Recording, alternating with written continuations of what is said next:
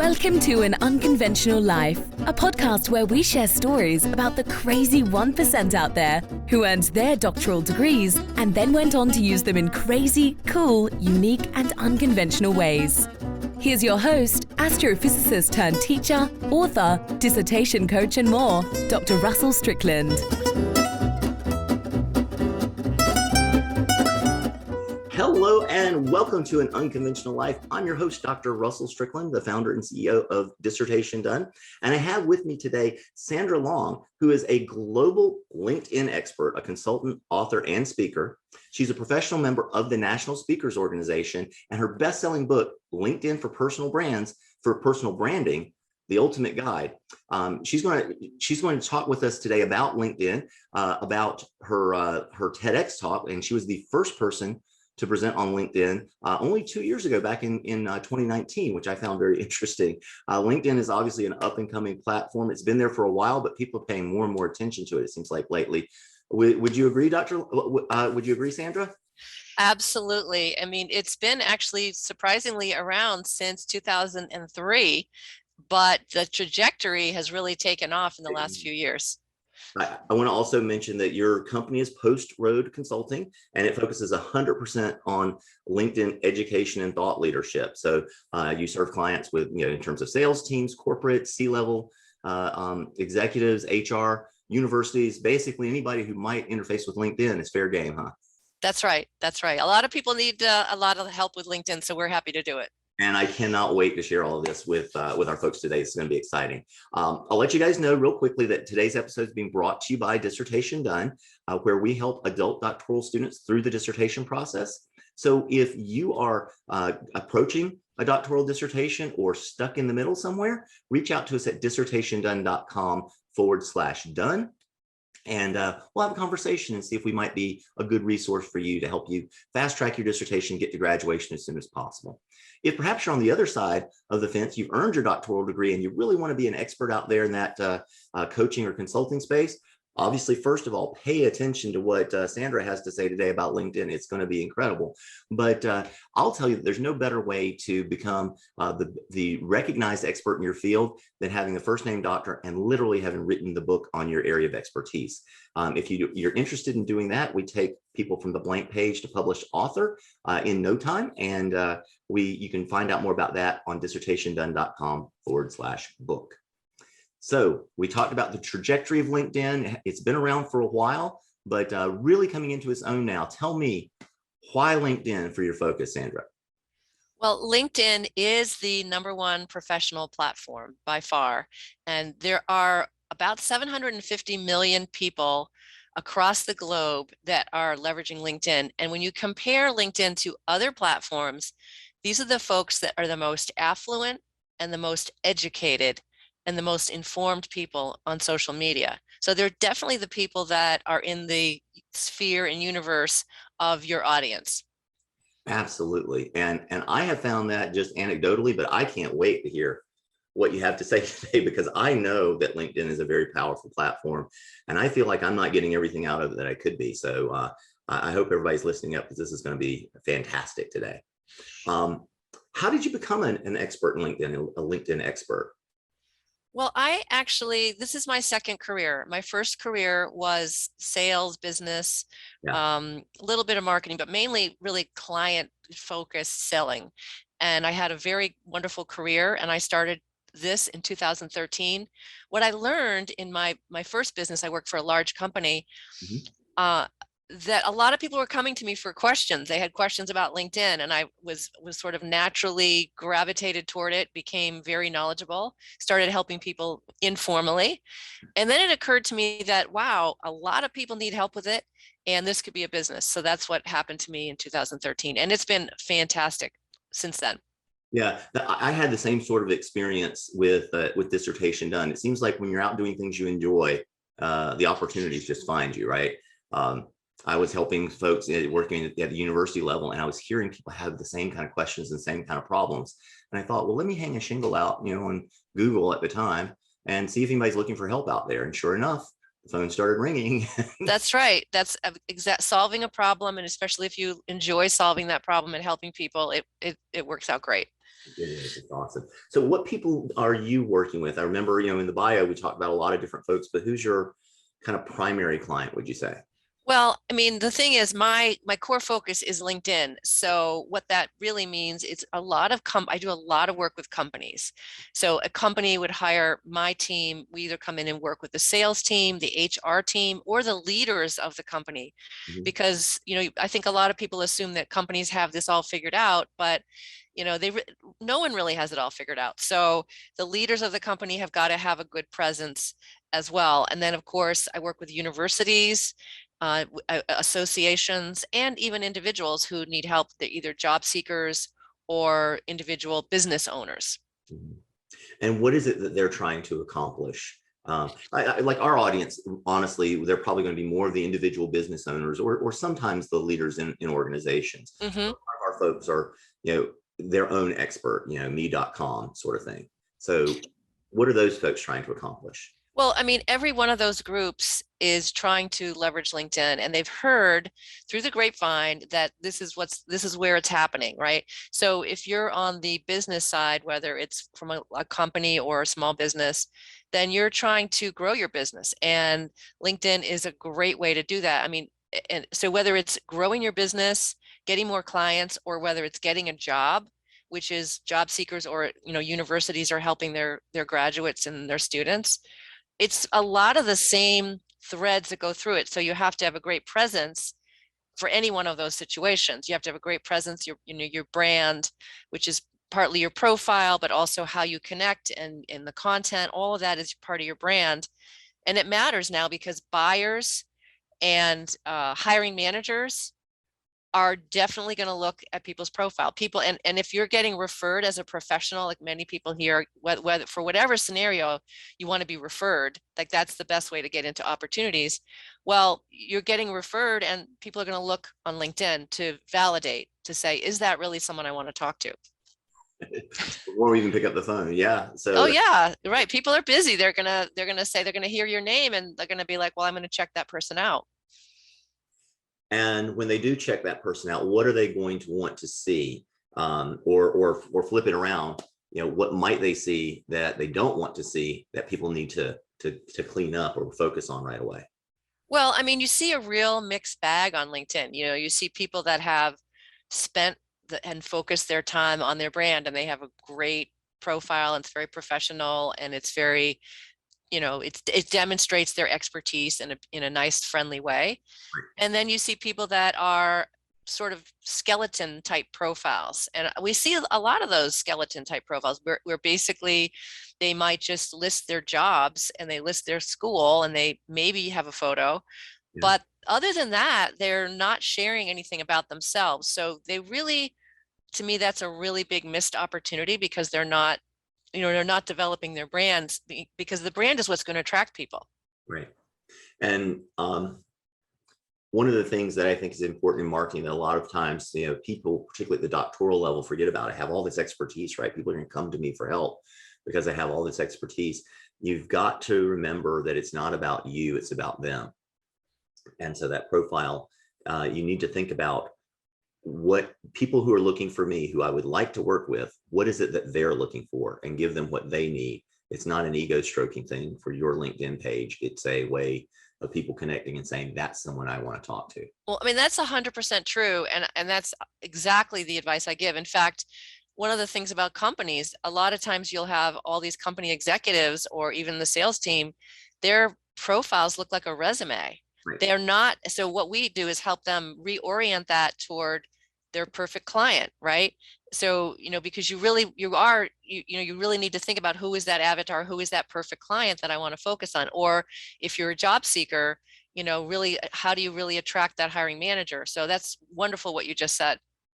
What, I mean, any tips or techniques that you would, tell people to do, maybe a little exercise they can go through to help figure some of this stuff out, or to be able to read their profile from their avatar, as you put it, their avatar's point of view instead of their own? Well, so as far as profile tips, there's a lot of profile tips. I mean, there's a lot there. And let's start with some of the big basics. How about that? Great. Sounds good. All right. So, first of all, it's a first impression. And there's something called an introduction card, which is the very top part of your profile. And there you'll see your name, your headline, your photo, your background banner.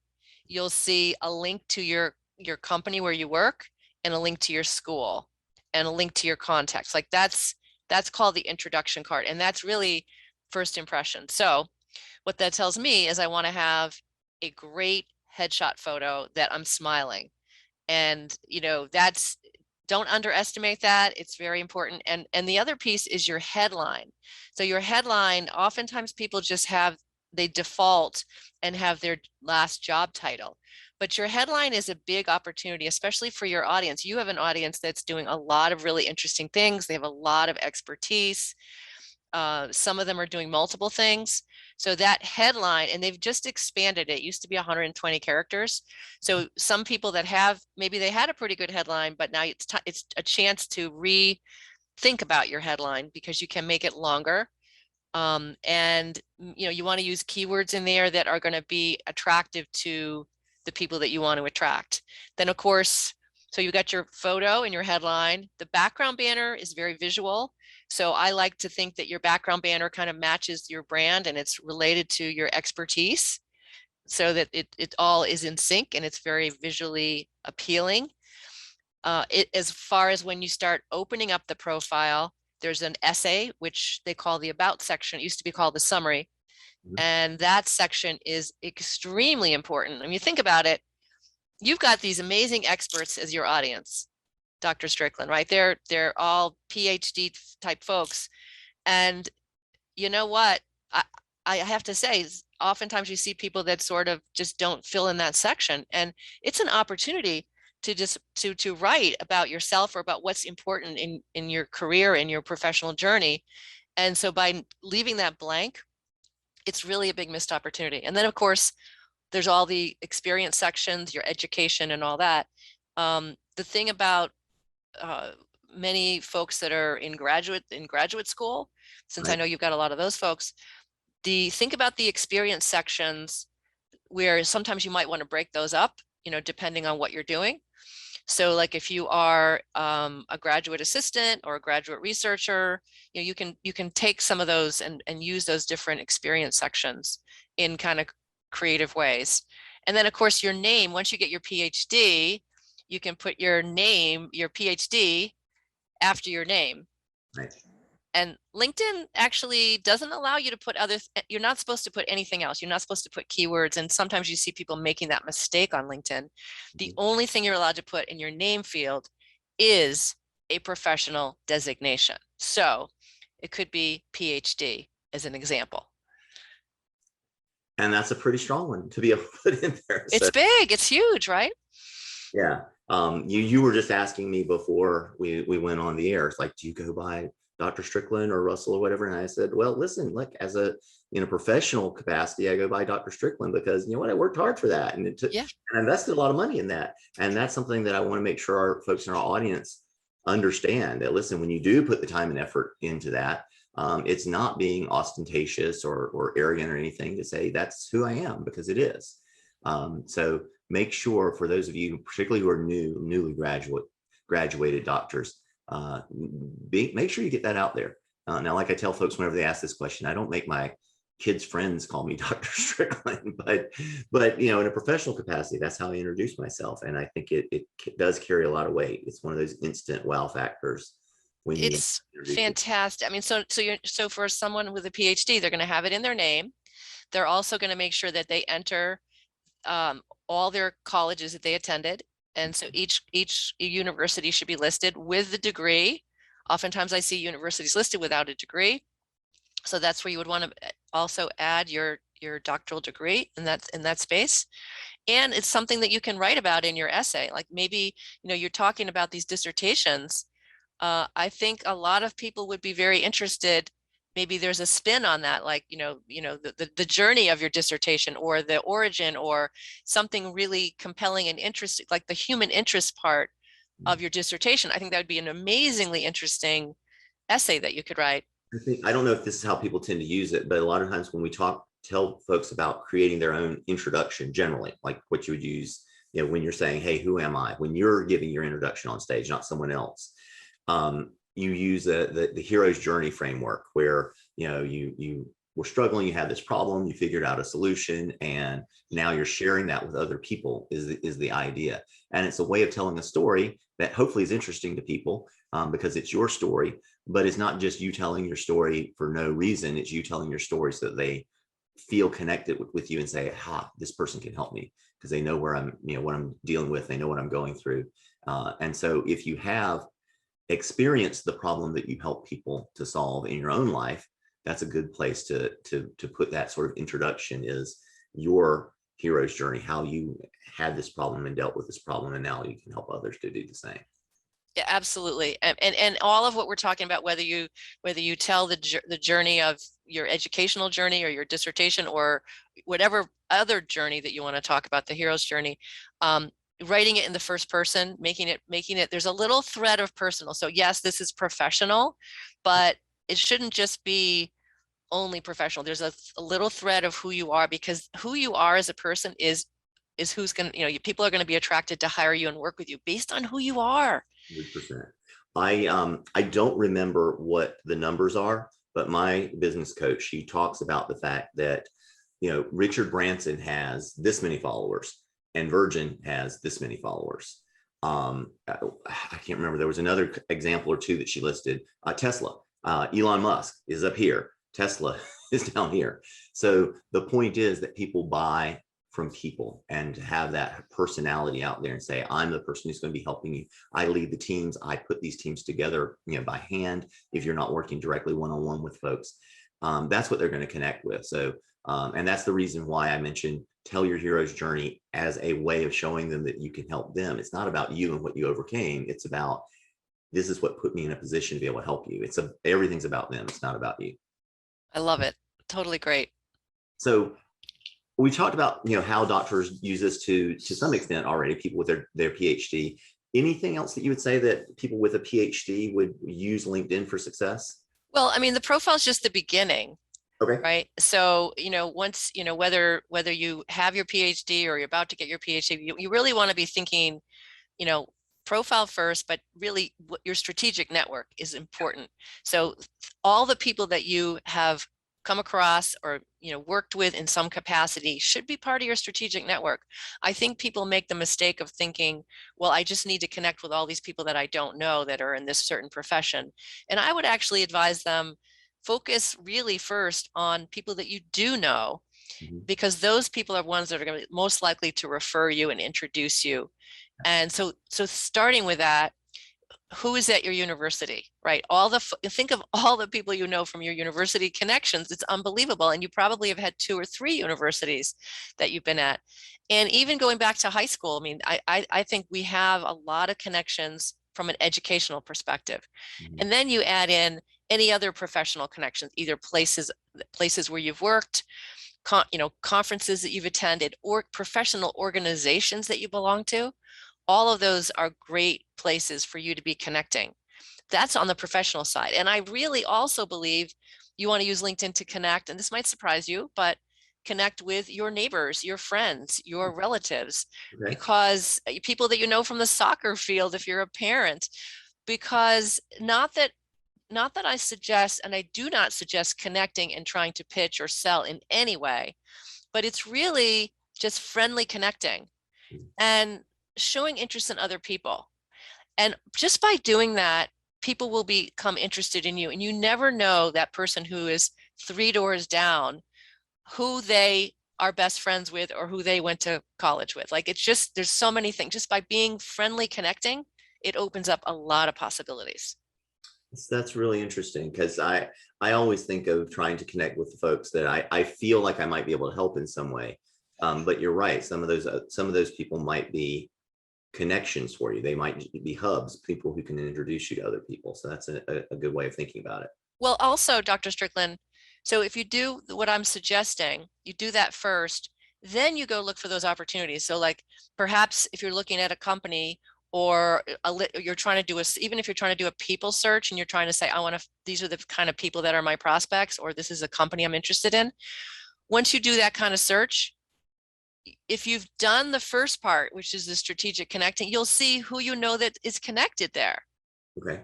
But if you haven't done the first part, you're just randomly searching and you're just seeing strangers. So I want to go to a company page, for example, if maybe it's a company that I feel that I can help, or maybe it's whether it's a company or a group or whatever it is. And I want to see that, oh, geez, I have 3 people that I know that work there, or that I have friends that work there. But if, again, you have to do the basics of the beginning, the strategic connecting, to see the pathway. Awesome. Okay. Now, something that I have not fully looked into on LinkedIn, and I'm going to go ahead and embarrass myself here for everybody else who's asking the same question. What is the difference between a post and an article on LinkedIn? I've seen some folks that write articles and other folks that, create posts. And I don't know what the real difference is, how you set one up versus the other, and what the purpose of a post versus an article is. Okay, that's a fantastic question. So a post is something that you do right into your home feed. And this is what you normally see as you scroll down the timeline or the home feed. And a post is something that is typically more time-based. You can add a link, you can add an image, right? Okay. You can even now add a document. You can add a PDF or a PowerPoint to a post, right? That's all a post. An article is completely different because you're actually going to a different part of LinkedIn. It's when you click that you're going to do an article, it's a blogging platform. Okay. And so an article is something that will stay long-term on your profile. So it's what I believe is, if you have, first of all, it's going to be longer, it's set up completely differently, and it's set up for long-term. So if you think about a piece of content, you want to ask the question, is it time-bound or is it evergreen content? Evergreen is something I could write about it now and it's still going to be relevant in 12 months, 24 months. So I'll give you an example. I wrote an article it's called Why CEOs Need to Be on LinkedIn. Okay. And I wrote it 4 or 5 years ago. And oftentimes people will call me and they'll say, oh, we're doing all this training for our employees, but we really want to get our CEO involved. And I just send them that article. So it's something that is always there for me as a resource, or people can find it and read it. Whereas your posts, once you post it after, over pretty quickly, it's going to be gone, right? It's going to be hard to retrieve, hard to find. You'll be able to go and find someone's post by going to their activity section and you can see their latest posts. But if they're doing a lot of posting and something they wrote a year ago, you're not going to be able to find it. Okay. So it's about being able to retrieve it and the long-term use of it. And it's a different platform. So if I'm going to post about something coming up next week, or I just read someone's book, that's probably going to be a post. Okay. But if it's something that's, more they all should be educational and helpful, by the way, like all of this. So the one thing I'll say, when articles first came out, there was a lot of excitement and they were quite strong from an algorithm perspective, meaning people were notified when your articles were published, and LinkedIn stopped doing that. So technically posts get typically more views than articles do. Okay. But it's not to say that you can still do a lot with articles and they're still extremely powerful because they're on your profile really forever until you take them off. So there's trade-offs. They're both great. I think it's good to use both. Does that help? It does to some extent. How many articles would you say it would make sense for a professional, an expert, a coach, a consultant, a counselor? How many articles would it make sense for them to have to feel like, okay, I'm represented in that particular space on LinkedIn now? Is it 1 or 2 good, or do you want to create over time a large collection of articles? How would you advise people on that? Well, I mean, it's really very individual, but what you're doing with these articles is you're creating your body of work. Mm-hmm. And then there's the question, some people have them on their website and they can put them in both places. And there's all that kind of question about things. But, I would say, if you want to maybe do an article a month or something, I mean, come up with a system of how you want to do that. You don't need to have hundreds of articles. So that's not really what's required. And even if you have two really powerful ones, I mean, it depends. If you have two amazing articles, three articles, that's probably good. So, and the other thing is you can do posts later that point to the articles. Maybe there's some kind of a little update or a little twist on something. You can do a post and you can also recirculate those articles. So that article that you wrote in 2017, you can then decide that you can kind of recirculate that and reshare that. So there's different things you can do. Post pointing back to that article. I'm sorry, your question? When you say recirculate the article, you mean like writing a post that would point back to the article? Yes, you can do that. You can do that. Yeah. And obviously, if we go back to thinking strategically, the article you mentioned seems like it's a very good example. Who do I want to talk to? What problems do we need to solve for them? And if you know that your gatekeepers or the people that hire you want their CEOs involved because they know that's what's going to make them successful. And you're like, well, I wrote an article 2 years ago, exactly how you do that. You again become the person who's helping them and kind of the de facto choice to be hired to help them further.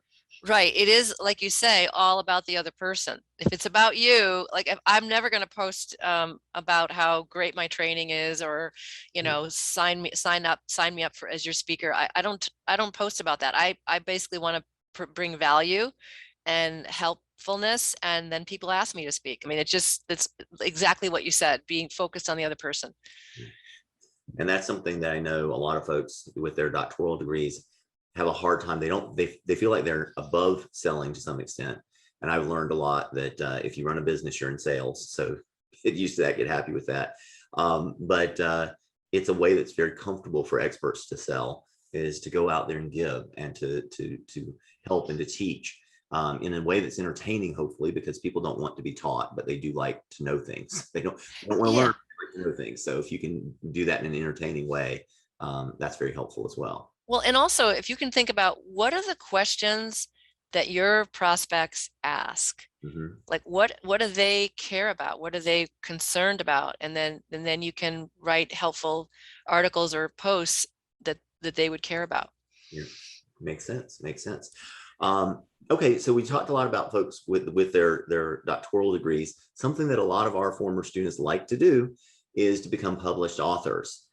How does LinkedIn help with folks who are, just wanting to get their book out there, get their message out, maybe again, as a way of lead generation to help attract new clients and customers and patients? How is LinkedIn a good platform for authors? Oh, it's fantastic. Well, I'm an author, and I'll tell you how I use it. So I have it, first of all, it's in my headline, that the name of my book, and that I'm the author of LinkedIn for Personal Branding, right in my headline. I hope you will look at my profile. You'll see my background banner has an image of my book. Both my books actually is in my background banner. And if you go into, if anybody, wherever you're listening to this, go to dissertationdone.com/blog, find Sandra's episode, and we're going to connect you to her LinkedIn profile and other things we'll talk about later in the episode. But if you want to see her example of what a LinkedIn profile looks like, we're going to connect you directly to that. So definitely check that out. Oh, thank you so much, Dr. Strickland. So, and the other thing is there's a new feature that I love called the featured section. And if you go into my profile and you just scroll down just a little bit, you'll see a big image of my book. That's a link to Amazon. So they see my headline, they see the banner right off the bat. They can see it's very visual, the image of my book, the link. I also list it in publications. There's a publications section under accomplishments. And you can even put yourself as an author as one of your experience sections, which I do. So there's a lot of, and you can write about it in your essay. So there's a lot of ways. And of course, connecting with other authors, if many authors are speakers, other authors and speakers, and I love to mention when my friends write a book. Like I often will post about a friend's book and say what I enjoyed reading about my friend's book. And so I'll do that whenever anyone I know is doing that. I think it's really important. It's building your network, and they really appreciate it. It's sort of that giving forward thing. Absolutely. Yeah. Great. Awesome. What Going back to the book specifically, are you aware of any strategies, or have you used LinkedIn when you first launched your book? Because one of the things a lot of authors like to do is to really get some interest in the book right away. It does a lot of nice things for you in terms of making the book go a little viral in your community, your avatar community. Any thoughts about using LinkedIn for a book launch? Yeah. So, I mean, I would say that first of all, any overall book launch, you probably have a team of people. I mean, that you have a team of people that are your fans or your friends or your readers, or that have somehow signed up or agreed to, usually sometimes it's formal, sometimes it's informal, just a few people that are like excited with you. And I would say enlisting them to post about your book. And I was very fortunate because uh, I had people putting these amazing posts up. Some of them put videos up for me, and they just did that. Many of them did that on their own. And a few people I had asked a few people, oh, when I post it, could you comment? In fact, I was planning on doing a big post about my book, and I ended up not even doing it because so many other people posted about it. I felt like That's amazing. It was too much. I didn't want to, but because all these people were posting, and I thought, well, I'll just enjoy it. And of course, commenting, if your friends are posting about your book, make sure every one of those you're going to comment back, thank you for this, thank you for posting, answering their questions. Because if you're not engaging, you're missing out on a lot of the opportunity to be seen and to have it go farther. So Right. Make sure you're liking and commenting all of those posts. Absolutely. That's awesome. I would say there's no such thing as too much, particularly if you're doing Yeah. if you're trying to get a message out there. Yeah. But when you get to the point where you're like, okay, I'm happy and I'm going to sit back and go for the ride, that's amazing. Congratulations. That's really cool. I really appreciate that. One of the things that I always wonder about when people say I wrote a book on a social media platform, how do you stay current? Like, doesn't it change a lot? And how does that work? Well, it does. And so a couple of things. So instead, my book is LinkedIn for personal branding. So it's not just a book on LinkedIn profile or LinkedIn content. It's LinkedIn for personal branding. So what that means is that a lot of my book is about how to position yourself. Sure. So how do you position yourself does not change. True. Right. So I actually originally wrote my book in 2016, and then I updated it for 2021. So I had it out there for and I was selling quite a lot of books, even the 2016 version at the end of 2020, because I had a lot about positioning. Right. But yes, things change for sure. And so that means I've got to update it on a regular basis. But I'm very conscious of the fact that a lot of the content I want to make sure is evergreen content because of all the changes. Now, obviously, I think a lot of folks who are listening to this are going to be familiar with LinkedIn, but the big behemoth out there is Facebook. How is Facebook different, or how's LinkedIn different or similar to Facebook? Well, I mean, I think the biggest thing is that, well, of course, Facebook has more users. We know that. Facebook is, videos, right? Yeah, I mean, it's more of a consumer type place. But I would say this, that the mindset is different. When you go onto Facebook, you're typically going on there. What are my friends doing? What are they saying in my specialty groups that I'm interested in? It's much more personal, like in that regard. What's happening at my college, like what are my neighbors doing? Things like that. When you have the mindset, when you're going on to LinkedIn, it's completely different. It's usually what's happening in my industry. What can I learn? Who can I connect with? Who's looking at me? Who's connecting with me?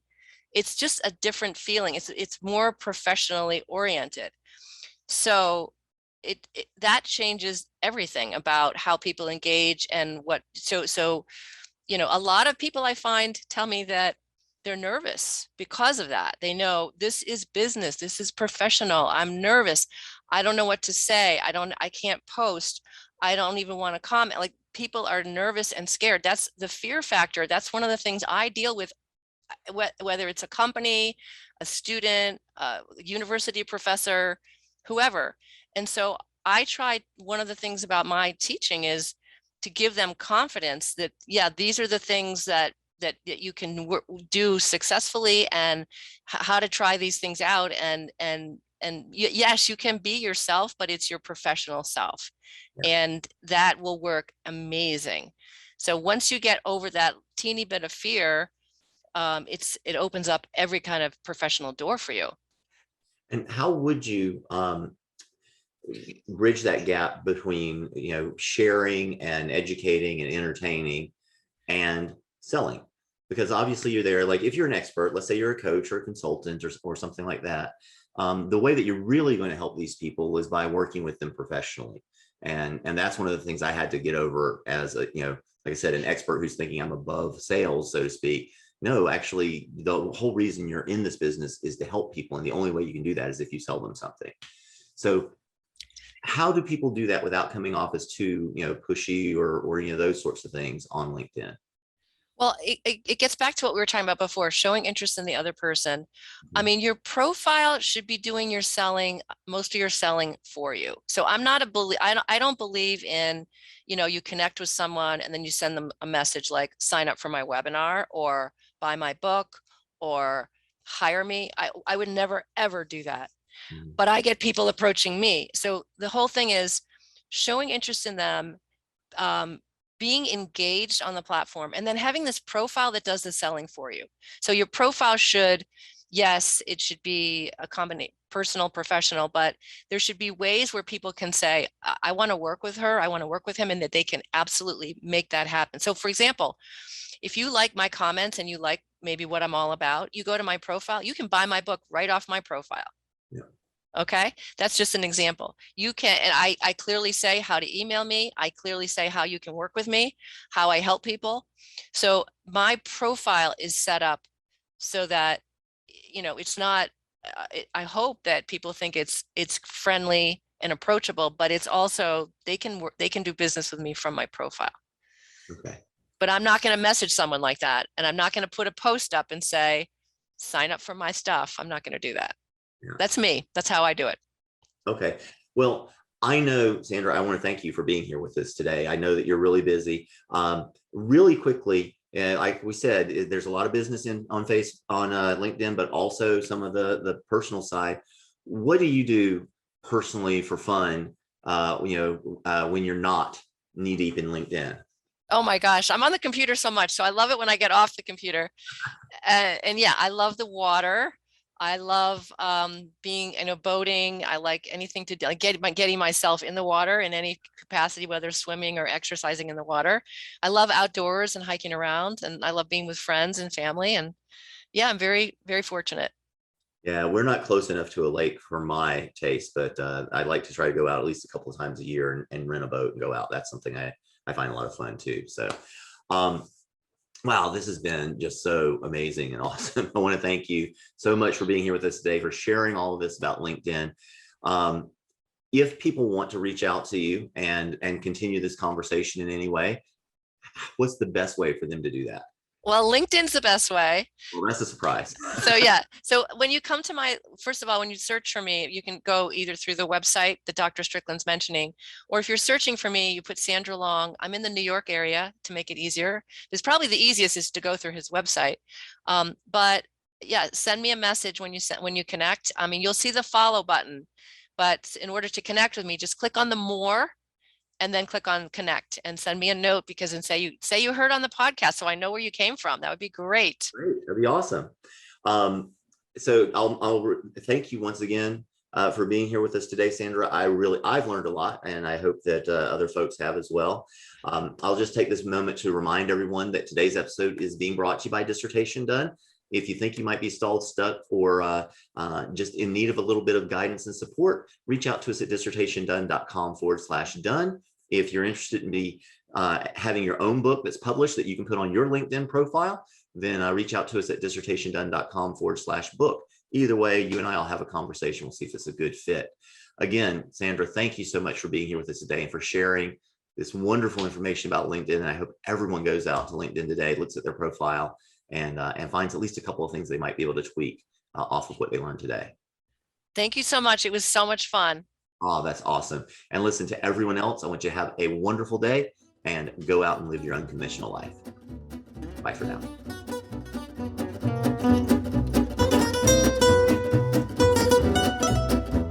This has been An Unconventional Life.